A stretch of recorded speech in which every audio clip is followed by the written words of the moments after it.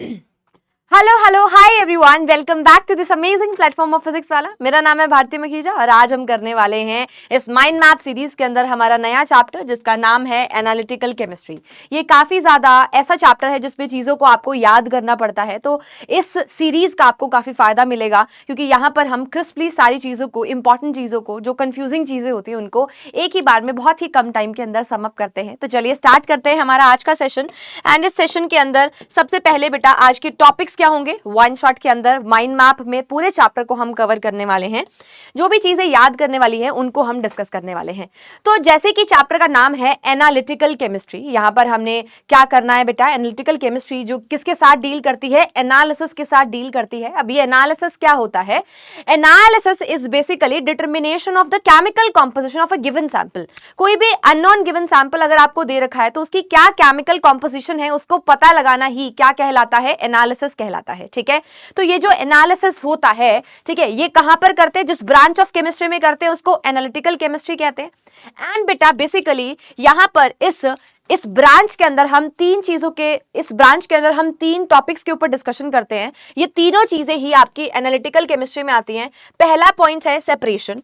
ठीक है, ये जो सेपरेशन है बेटा, सेपरेशन भी हम एनालिटिकल केमिस्ट्री के अंदर डिस्कस करते हैं, जहां पर हम डिस्टिलेशन वगैरह पढ़ते हैं, सेंट्रीफ्यूगेशन पढ़ते हैं। ये सब कुछ आपका एनालिटिकल केमिस्ट्री जो ब्रांच है उसी का पार्ट है।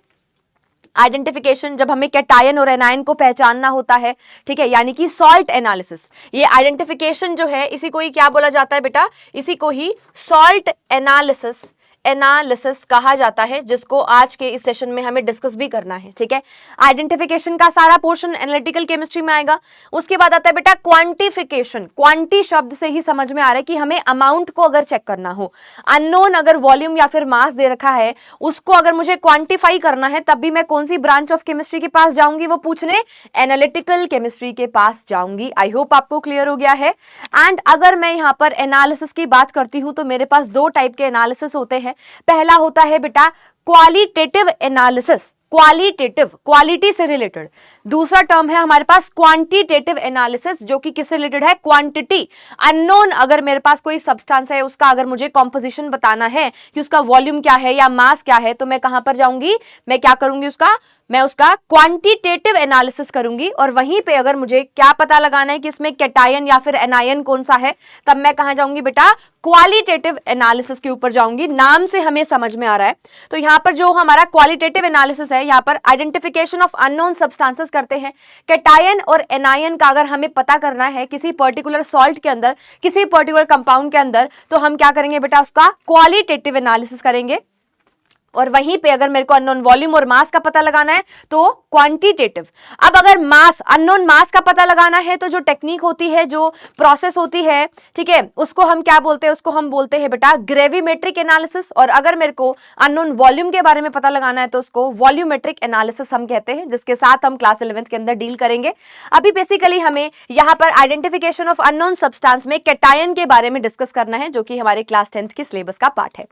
चलिए अब इसी के साथ हम आगे मूव करेंगे और यहां पर सबसे पहले बेटा हमें कलर ऑफ आयंस के बारे में जानना है कि जो हमारे पास कैटायंस प्रेजेंट होते हैं और जो एनायंस प्रेजेंट होते हैं उनके क्या क्या कलर्स होते हैं, ये आपको याद करना पड़ेगा। ठीक है, जब आप इसको याद कर लोगे तो कलर्स प्रिडिक्ट करना आपके लिए बहुत ज्यादा आसान हो जाएगा। मैं ट्राई करूंगी कि आपको आज की इस सेशन में सारी चीजें याद हो जाए। ठीक है, चलिए तो यहाँ पर ये कुछ यहाँ पर आपके कैटायन लिखे हुए हैं और ये सारे के सारे क्या है बेटा, एनायंस है। ये सारे के सारे एनायन है और ये सारे के सारे क्या है, कैटायन है। तो बेसिकली आप इस तरीके से इसको समझ सकते हो कि लगभग जितने भी कैटायंस है, all the cations are colourless except these. इनको छोड़कर जितने भी कैटायन बच गए सब के सब कैसे हैं, कलरलेस है। और वहीं पे इन तीनों को छोड़कर जितने भी हमारे पास एनायन बच गए हैं वो सारे के सारे कैसे होते हैं, कलरलेस है। सिर्फ और सिर्फ ये तीन ही क्या होते हैं, कलर्ड आयंस होते हैं। तो हमारा काम तो आसान हो गया। यानी कि कोई भी आपको सॉल्ट दे रखा हो, उसमें अगर कोई भी कैटायन या कोई भी एनायन है, आपको पता है इनके अलावा कोई और अगर प्रेजेंट होगा तो वो कलरलेस होगा, और इन एनायन के अलावा कोई और अगर एनायन प्रेजेंट होगा तो वो कैसा होगा, कलरलेस होगा। जैसे हमारे पास अगर Cl नेगेटिव कहीं पर प्रेजेंट है या Br नेगेटिव प्रेजेंट है तो ये बेटा इस लिस्ट के अंदर नहीं है, कलर्ड एनायंस की लिस्ट में नहीं है, यानी कि ये कैसे होंगे, ये कलरलेस होंगे। ठीक है, उसी तरीके से इन तीनों चारों के अलावा आपको कुछ और याद करने की जरूरत नहीं है, और मैं तो कहूंगी ये स्टार्टिंग के जो 3 बेटा लिखे हुए हैं ये सबसे ज्यादा इंपॉर्टेंट है, क्योंकि अगर आप अपने प्रीवियस ईयर क्वेश्चंस को देखेंगे तो बार बार इन तीनों का ही यूज करा हुआ है, निकल, क्रोमियम एंड मैग्नीज की इतनी बातें नहीं करी हुई हैं, पर फिर भी हमने यहाँ पर तीनों को ही डिस्कस एक बार कर लेंगे। देखिए सबसे पहले Fe2 पॉजिटिव जो होता है हमारा, जो फेरस आयन है उसका कलर कैसा होता है, पेल ग्रीन कलर होता है, एंड Fe+3 का कलर येलो होता है, आपको ध्यान रखना है। कॉपर 2 पॉजिटिव का सबको याद होता है, फिर भी एक बार यहां पर हमने मेंशन करा हुआ है कैसा है, ब्लू कलर है। Ni2 पॉजिटिव, निकल का जो कैटायन है उसका ग्रीन कलर है। क्रोमियम 3 पॉजिटिव जो है उसका कलर बेटा ग्रीन है। मैग्नीज जो है हमारे पास Mn2 पॉजिटिव, उसका कलर कैसा है, पिंक। ठीक है, ये आपको याद भी रहेगा क्योंकि पोटेशियम पर मैग्नेट का कलर भी हमारे पास पर्पल पिंकिश होता है, तो उस तरीके से आप इसको याद कर सकते हो। ठीक है, क्या सभी को क्लियर है? एंड यहाँ पर Fe2 पॉजिटिव और Fe3 पॉजिटिव को आपको ध्यान रखना है, कंफ्यूज नहीं होना है। कॉपर 2 पॉजिटिव का सबको याद होता है, ब्लू है। ठीक है, मेनली आपको ये 3 डब्बे में जो ऊपर मैंने बंद करे इनको ही ध्यान रखना है। Copper 2 positive pale green colour, and हमारे पास जो Fe3 पॉजिटिव है उसका येलो कलर होता है। कैसा कलर होता है, येलो कलर होता है। कॉपर 2 पॉजिटिव का ब्लू। बचे हुए 2 जो Ni2 पॉजिटिव और क्रोमियम 3 पॉजिटिव है जो मैं एक्स्ट्रा आपको बता रही हूं, ये दोनों ग्रीन, और मैग्नीज 2 पॉजिटिव का भी सबको याद रहेगा, पिंक कलर होता है। चलिए अब हम आते हैं एनायन के ऊपर। इन तीनों को छोड़कर जितने भी होंगे सब कलरलेस होंगे। तो यहाँ पर सबसे पहले Cr2O7 2 नेगेटिव का येलो कलर होता है, CrO4 2 नेगेटिव का येलो कलर होता है, सॉरी इसका ऑरेंज होता है, नीचे वाले का येलो होता है, मैंने शायद इसको भी येलो बोल दिया। ठीक है, चलिए MnO4 नेगेटिव का हमारे पास पिंक कलर होता है। तो ये तीनों चारों कलर्स आपको याद होने चाहिए। अब इसके बेसिस पर यहाँ पर हम कुछ गिवन सॉल्ट्स का कलर को प्रेडिक्ट करते हैं। देखिए यहाँ पर लिखा हुआ है कॉपर सल्फेट, कॉपर सल्फेट। तो यहाँ पर कौन कौन से केटायंस हैं मैम? यहाँ पर कॉपर 2 पॉजिटिव प्रेजेंट है, ठीक है, और मैम यहाँ पर SO4 2 नेगेटिव प्रेजेंट है। तो जो SO4 2 नेगेटिव है मैम, ये तो एक कलरलेस एनायन है ना, ये तो एक कलरलेस एनायन है, ये बात तो सबको पता है। ठीक है, क्योंकि मैंने ये कलर्ड आयंस की लिस्ट में सल्फेट को नहीं लिखा हुआ था। अब यहाँ पर कॉपर 2 पॉजिटिव का कलर अभी अभी आपको मैंने बताया कि कैसा होता है बेटा, ब्लू होता है। ठीक है, तो ओवरऑल अगर कॉपर सल्फेट का कलर तुमसे पूछा जाएगा तो क्या बताओगे? कलर आएगा किसकी वजह से? कलर्ड कंपोनेंट्स की वजह से। ये कलरलेस है, ये ब्लू होता है, तो इसका कलर कैसा हो जाएगा? इसका कलर बेटा ब्लू हो जाएगा Cu2 पॉजिटिव की वजह से। आई होप आपको क्लियर हो गया कि किस तरीके से हमें कलर को प्रिडिक्ट करना है। ठीक है, आइए आगे चलते हैं। नेक्स्ट हमारे पास है बेटा FeCl2। तो ये जो FeCl2 है बेटा, यहां पर जो हमारा आयरन का आयन है वो फेरस आयन प्रेजेंट है। Fe+2 में यहां पर प्रेजेंट है और जो Cl है वो नेगेटिव है। तो यहां पर ये वाला एनायन तो हमारा कैसा एनायन है? कलरलेस एनायन है। ये आपको बहुत अच्छे से पता है क्योंकि ये कलर्ड लिस्ट में नहीं था। और वहीं पे अगर मैं Fe2 पॉजिटिव की बात करती हूं तो इसका कलर कैसा होता है? इसका पेल ग्रीन कलर होता है। ये देखिए मैंने अभी अभी आपको पढ़ाया, फेरस का कैसा कलर है? पेल ग्रीन कलर है। तो ये कैसा होता है? ग्रीन कलर का एनायन होता है। कैसा होता है भाई? ग्रीन कलर का आयन होता है। तो FeCl2 का जो कलर है वो कैसा हो गया ओवरऑल? किसकी वजह से आएगा? Fe2 पॉजिटिव की वजह से कलर आया और इसका कलर कैसा हो जाएगा? ग्रीनिश हो जाएगा। ठीक है, तो इस तरीके से हमें कलर को प्रिडिक्ट करना आना चाहिए। अगेन हमारे पास NaCl आ रहा है, यहाँ पर Na positive and Cl negative ion है। ठीक है, तो ये जो Na पॉजिटिव है बेटा ये भी कलरलेस था, Cl नेगेटिव भी कलरलेस था, इसी वजह से NaCl का कोई कलर नहीं होता है। नाउ ये लास्ट फोर्थ, जिसका भी आपको कलर प्रिडिक्ट करना है और ये आपका होमवर्क है। ठीक है, इसका कलर प्रिडिक्ट करके जिस तरीके से मैंने आपको बताया उसी तरीके से आपको कमेंट सेक्शन के अंदर डालना है, मैं चेक करूंगी। ठीक है, क्या सभी को क्लियर हो गया? इस तरीके से हमें क्या करने हैं? कलर को प्रिडिक्ट करना है। अब कुछ इंपॉर्टेंट पॉइंटर्स को हमें डिस्कस करना है, ठीक है, जो कि काफी ज्यादा इंपॉर्टेंट होने वाले हैं। देखिए सबसे पहले यहाँ पर जो हम एनालिसिस करेंगे, मैंने आपको बता दिया कैसे, कौन सा वाला एनालिसिस करेंगे। यहाँ पर हम करने वाले हैं क्वालिटेटिव एनालिसिस, और इस क्वालिटेटिव एनालिसिस के अंदर हम अननोन कैटायंस का पता लगाने वाले हैं। ठीक है, सॉल्ट एनालिसिस करने वाले हैं। तो यहाँ पर बेसिकली हम करेंगे क्या, हमारे पास लेट्स से हमें क्या दे दिया, कोई अननोन सैंपल दे दिया बेटा, हमें क्या दे दिया है? कोई लेट्स से अननोन सैंपल, ये मेरे को क्या दे दिया बेटा, यहाँ पर कोई अननोन सैंपल दे दिया है, और इस अननोन सैंपल, ये जो सॉल्ट है, सबसे पहले मैं इस सॉल्ट को क्या करूंगी, पानी में डिसॉल्व करूंगी। इसको मैं एक बीकर लूंगी, उस बीकर में मैंने क्या ले लिया बेटा, वाटर ले लिया है, ठीक है। इस बीकर के अंदर मैंने H2O ले लिया, जिसके अंदर मैंने ये सब्सटेंस को क्या कर दिया, मिक्स कर दिया। आफ्टर डिसॉल्विंग दिस, ठीक है, मेरे पास क्या बन गया है, एक्वस सॉल्ट बन गया है, ठीक है। सॉल्ट मैंने कैसा ले लिया बेटा, एक्वस मीडियम में ले लिया, ठीक है। ये मेरे पास क्या है, अननोन अननोन अननोन क्या है बेटा, सॉल्ट है, ठीक है। इसको मैंने पानी में डिसॉल्व करा, ठीक है। अब मैं इसके साथ एक रीएजेंट यूज करने वाली हूं। क्या चीज, रीएजेंट, इसके ऊपर मैं क्या करूंगी, अटैक कराऊंगी। रीएजेंट का मैं यहां पर यूज करने वाली हूं, जो कि इसके साथ क्या क्या करेगा बेटा, रिएक्शन करेगा। एंड रीएजेंट जब इस सॉल्ट, एक्वस सॉल्ट के साथ रिएक्शन करेगा तो हमें एक प्रोडक्ट मिलेगा, ठीक है। उस प्रोडक्ट के कलर को देखकर हम बताएंगे कि यहां पर कौन सा वाला कैटायन होने वाला है, ठीक है। अब इस चैप्टर के अंदर बेसिकली हमें दो रीएजेंट के बारे में दो ही रिएजेंट बेटा यहां पर हमें डिस्कस करने हैं, ठीक है। पहला रिएजेंट जिसके साथ हमें रिएक्शन करवानी है वो कौन सा है बेटा, वो है आपका NaOH। क्या है, NaOH है, सोडियम हाइड्रोक्साइड है। एंड दूसरा आपके पास अमोनियम हाइड्रोक्साइड है, NH4OH है। आई होप आप सभी को क्लियर हो गया। दो रिएजेंट्स के साथ डील करने वाले हैं, sodium hydroxide and ammonium hydroxide. आगे चलते हैं, यहां पर सबसे पहले देखिए यही चीज को डिस्कस करा हुआ है कि अननोन सॉल्ट को पानी में लेंगे, एक्वस सॉल्ट बनाएंगे, जिसके साथ रिएजेंट यानी कि जिसको हम अटैकिंग रिएजेंट कहते हैं वो हम डालेंगे। एंड हमें जो प्रेसिपिटेट मिलेंगे, जो हमें प्रोडक्ट के अंदर जो हमें प्रोडक्ट मिलेगा बेटा, उस प्रोडक्ट में जो पीपीटी मिलेंगे, इनसॉल्युबल सब्सटेंस जो मिलेगा, उसका जो कलर होगा, ठीक है, उस कलर के बेसिस पर हम चेक करेंगे कि क्या चीज यहां पर प्रेजेंट थी, ठीक है। एनालिसिस करेंगे। पॉइंट नंबर 2, यहां पर ये सारे के सारे पॉइंटर्स काफी ज्यादा इंपॉर्टेंट होने वाले हैं। देखिए, रिप्रेजेंटेटिव एलिमेंट्स आर कलरलेस। जितने भी रिप्रेजेंटेटिव एलिमेंट्स होते हैं, रिप्रेजेंटेटिव एलिमेंट्स को बेटा हम मेन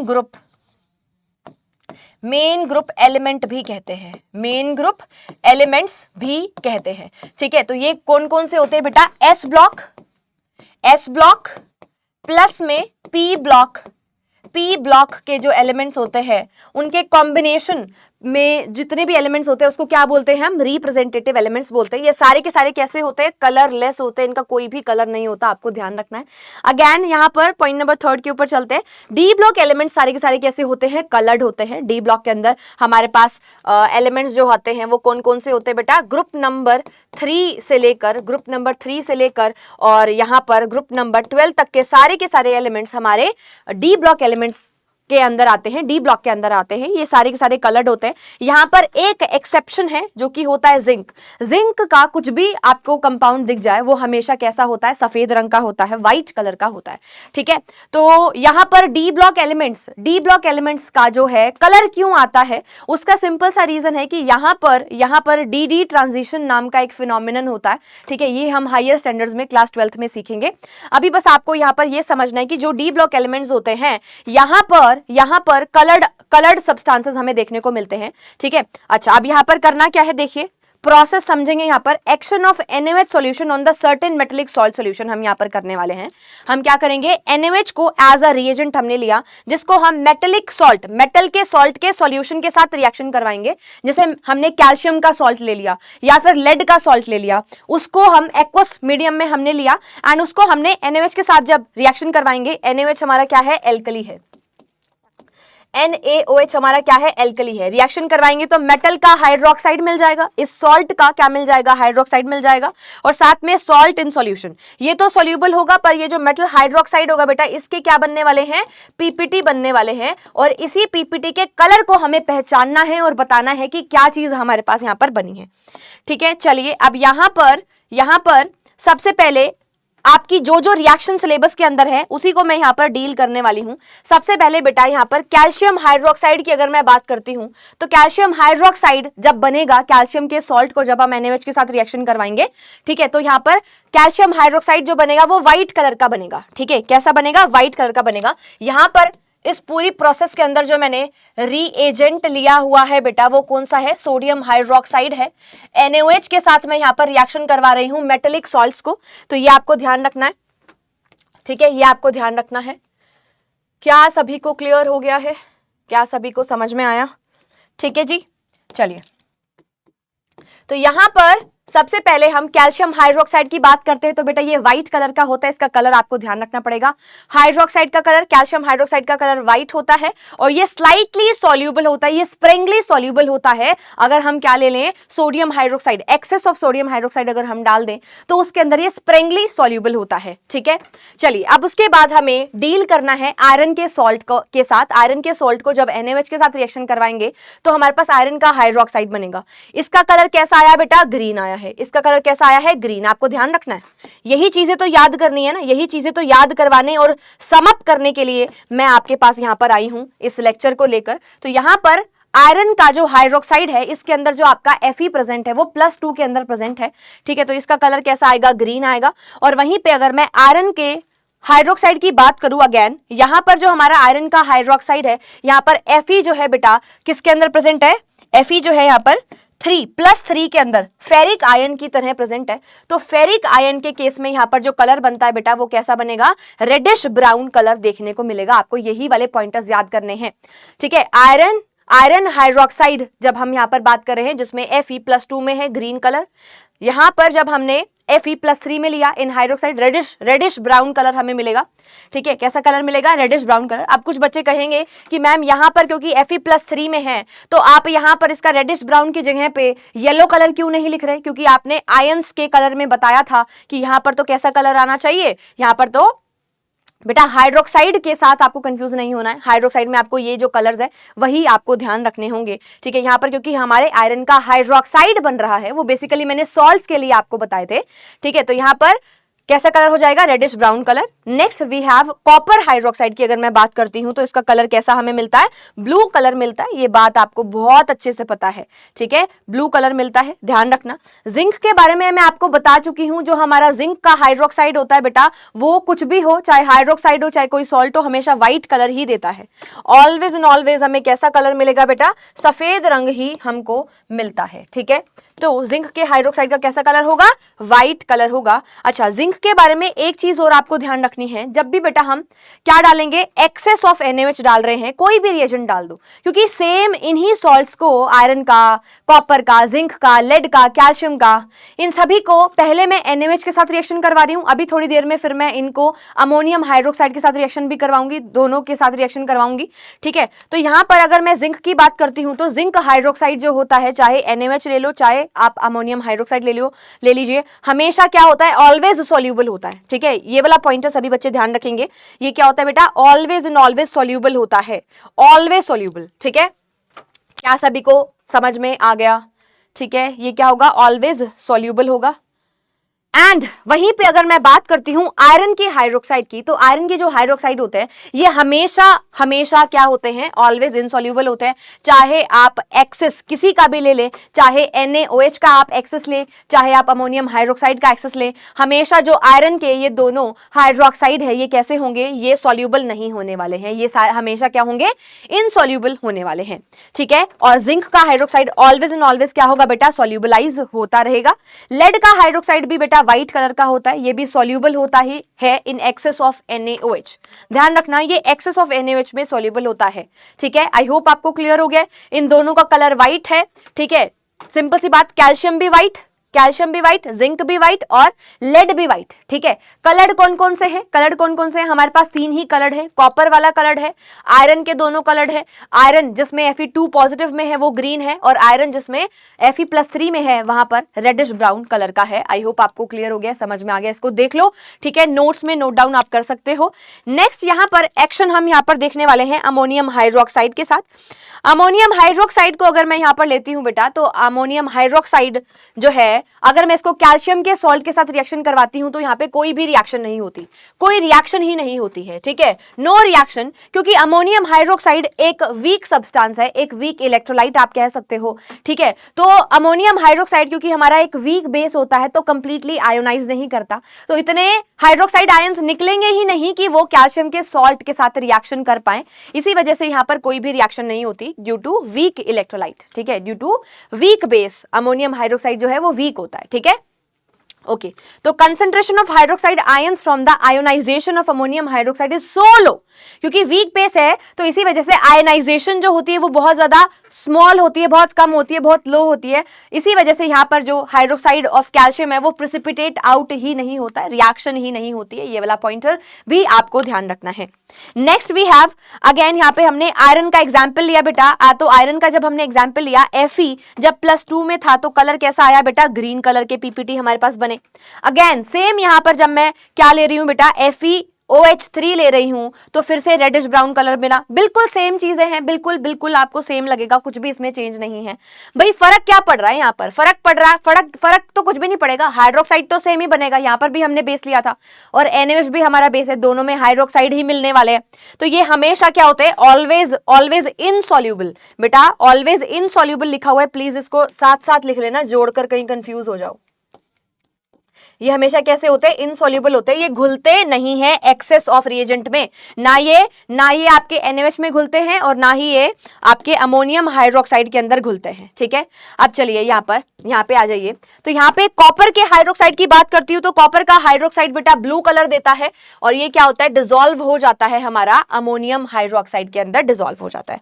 वहीं पे अगर मैंने अभी आपको NaOH की जो बात करी थी, जो NaOH होता है बेटा, NaOH आपका सॉल्युबलाइज नहीं होता है। NaOH के बारे में ध्यान रखेंगे, NaOH इनसॉल्युबल होता है। ठीक है, अभी इसको थोड़ा सा और हम डिटेल में सम अप करके पढ़ेंगे। आइए नेक्स्ट है जिंक का हाइड्रोक्साइड। मैं आपको बता चुकी हूं कैसा होता है बेटा, व्हाइट कलर का होता है। ठीक है, लेड का भी कैसा होता है, व्हाइट कलर का होता है। तो आपको ये कलर्स ही याद करने, इसमें और कुछ है ही नहीं। ठीक है, तो ये भी व्हाइट और ऊपर वाला भी व्हाइट। मैंने आपको बताया कि जो जिंक होगा वो किस में सॉल्युबल है, soluble in ammonium hydroxide. Zinc हमेशा सॉल्युबल होगा, आयरन हमेशा इनसॉल्युबल होगा। लेड जो है NaOH के अंदर सॉल्युबल था। यही वाली बातें ध्यान रखनी है जो मैं बार बार बोल रही हूं। लेड का जो हाइड्रोक्साइड है बेटा वो NaOH के अंदर तो सॉल्युबल है, पर हमारे अमोनियम हाइड्रोक्साइड के अंदर ये सॉल्युबल नहीं होता है। क्या सभी को क्लियर है, not soluble in ammonium hydroxide. अब जो चीजें याद करने वाली थी वो इस लास्ट पेज के ऊपर मैंने लिखी हुई हैं। आप ध्यान से इसको अगर देखेंगे तो आपको समझ में आएगा। यहां पर ये दोनों की दोनों, ठीक है, आयरन के जो हाइड्रोक्साइड है दोनों की दोनों ऑलवेज एंड ऑलवेज कैसे होंगे, इनसॉल्युबल होंगे। हमेशा कैसे होंगे बेटा, इनसॉल्युबल होंगे, विदाउट एनी एक्सेप्शन। कोई एक्सेप्शन यहां पर देखने को नहीं मिलता है। अगेन यहां पर अगर मैं बात करती हूं आपके जिंक के हाइड्रोक्साइड का, तो जिंक के जो हाइड्रोक्साइड होते हैं ये हमेशा कैसे होते हैं, ऑलवेज सॉल्युबल होता है। ठीक है, हमेशा कैसे होते हैं, ये सॉल्युबल होते हैं। चाहे NaOH हो, चाहे बेटा NaOH हो, चाहे आपका अमोनियम हाइड्रोक्साइड हो, दोनों में ही क्या होंगे, सॉल्युबल होंगे। चाहे NaOH हो, चाहे आपका अमोनियम का हाइड्रोक्साइड हो, NH4OH हो, दोनों में ही क्या करेंगे, ये सॉल्युबल होने वाले हैं। ठीक है, अब यहां पर देखिए लेड हाइड्रोक्साइड का दोनों का अलग अलग खेल है। लेड हाइड्रोक्साइड NaOH के अंदर सॉल्युबल होता है और अमोनियम हाइड्रोक्साइड के अंदर इनसॉल्युबल होता है। ठीक है, NaOH के अंदर सॉल्युबल और अमोनियम हाइड्रोक्साइड के अंदर क्या होता है, इनसॉल्युबल होता है। अगेन कॉपर हाइड्रोक्साइड जो होता है बेटा वो NaOH के अंदर इनसॉल्युबल होता है और अमोनियम हाइड्रोक्साइड के अंदर क्या होता है, सॉल्युबल होता है। जस्ट अपोजिट है अगर मैं कॉपर हाइड्रोक्साइड की बातें करती हूं। ठीक है, तो ये दोनों पॉइंटर्स भी बेटा काफी ज्यादा इंपॉर्टेंट है, आपको ध्यान रखने हैं। ठीक है, तो यहाँ पर इसको भी हम बॉक्स के अंदर बना देते हैं। ठीक है, ये काफी इंपॉर्टेंट है जो मैंने लास्ट में अभी आपको बताई हैं चीजें। ठीक है, ये आपको काफी हेल्प करेंगे, ये काफी ज्यादा आपको हेल्प करने वाले हैं। ठीक है, अगेन ये भी काफी इंपॉर्टेंट है। आई होप आपको सारी की सारी चीजें क्लियर हो गई होंगी। आपको ध्यान रखना है लेड का हाइड्रोक्साइड NaOH में सॉल्युबल, लेड का हाइड्रोक्साइड NaOH में सॉल्युबल। अगर वो NaOH में सॉल्युबल है तो अमोनियम हाइड्रोक्साइड में सॉल्युबल नहीं होगा। कॉपर का हाइड्रोक्साइड NaOH में इनसॉल्युबल है, जस्ट अपोजिट है, आपको ध्यान रखना है। ठीक है, Pb आप इसको ऐसे याद कर सकते हो, Pb जो है, Pb किसमें सॉल्युबल, Na के अंदर, Na के अंदर क्या है, सॉल्युबल है S। तो PNS आप इस तरीके से कुछ बना सकते हो इसकी ट्रिक। ठीक है, और इसकी क्या बना सकते हो, CNI। ठीक है, C4 क्या है, कॉपर। ठीक है, कॉपर का हाइड्रोक्साइड, N4 क्या है, सोडियम। ठीक है, और ये क्या होता है, इनसॉल्युबल होता है। CNI से आप इसको याद कर सकते हो, इसको PNS से आप याद कर सकते हो। ठीक है, तो इस तरीके से आप अपनी भी ट्रिक बना सकते हैं। आई होप ये जो सम अप करके पूरा लेक्चर मैंने आपको दिया है आपको काफी ज्यादा हेल्पफुल रहेगा और चीजों को याद करने में आपको बहुत ज्यादा क्लैरिटी आएगी। तो मिलते हैं बेटा नेक्स्ट लेक्चर के अंदर, तब तक के लिए इसी तरीके से पढ़ाई करते रहिए, नोट्स बनाते रहिए। मिलते हैं नेक्स्ट लेक्चर में, तब तक के लिए अपनी हेल्थ का ध्यान रखिए। Keep learning and keep growing.